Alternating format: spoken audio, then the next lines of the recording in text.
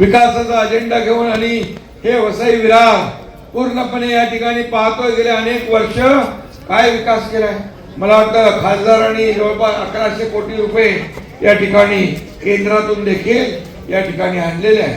वसई विरार महापालिकेच्या साठी STP plant, अमृत 2 पाण्याचा प्रश्न, गटारे, इलेक्ट्रिक बसेस अशा प्रकारचा निधी आणण्याचं काम आपल्या खासदार गावित साहेबांनी केलेलं आहे। आणि त्याचबरोबर मी मुख्यमंत्री असताना अमृत 2 मधून 431 कोटी, अमृत 2 म्हणजे पाणी पुरवठा 494 कोटी, नगरोत्थान मलनिस्सारण योजना 496 कोटी, हे नगरोत्थान मलनिस्सारण योजना 321 कोटी, अशा प्रकारच्या योजना आपण दिल्या।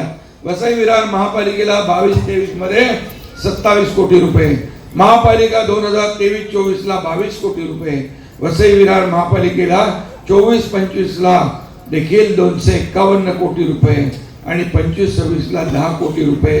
आणि या ठिकाणी अनेक निर्णय आपण घेतले। कोणी काहीतरी काय कुठली क्लिप फिरवतात ते शिकायत का मौका नहीं दूंगा, शिकायत का मौका नहीं दूंगा, मी कधी कारण देत नाही, no reason on the spot decision. आणि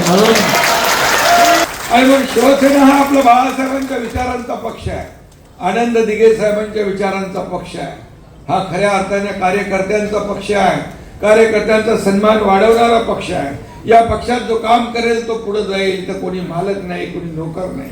आपल्याला नोकर समजणारे लोक, त्यांना लोकांनी त्यांची जागा दाखवलेली आहे। आणि म्हणून बाळासाहेब सहकार्यांना सवंगडी समजायचे, आता ते लोक सहकार्यांना घरगडी समजतात, नोकर समजतात, गुलाम समजतात। गेला जमाना, आता तुम्ही ही सर्व जनता जनार्दन मालक आहे, आपण सेवक आहोत, आपण विश्वस्त आहोत, ही बसलेली जनता मालक आहे। आणि म्हणून ही तुम्हाला उचलेल वरती आणि केव्हा आपटेल ते कळणार नाही। आणि म्हणून उगाच आपल्या ह्याच्यामध्ये कोणी राहू नये। म्हणूनच मी आपल्याला एवढंच सांगेन, आपल्याला विकासाचा अजेंडा घेऊन पुढे जायचं आहे।